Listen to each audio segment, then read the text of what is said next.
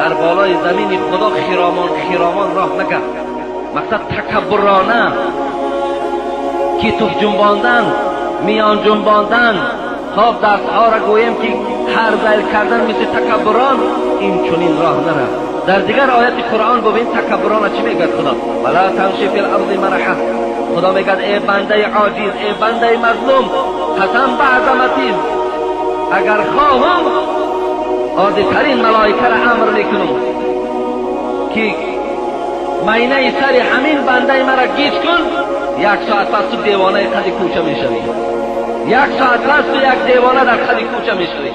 قسم به خدا، قسم به عظمتی پروردگار میگوید تعز من تشاء و تذل من تشاء. من هستم که عزت میتونم، من هستم که خار میکنم. تؤتی الملک من تشاء و تنزع الملک ممن تشاء.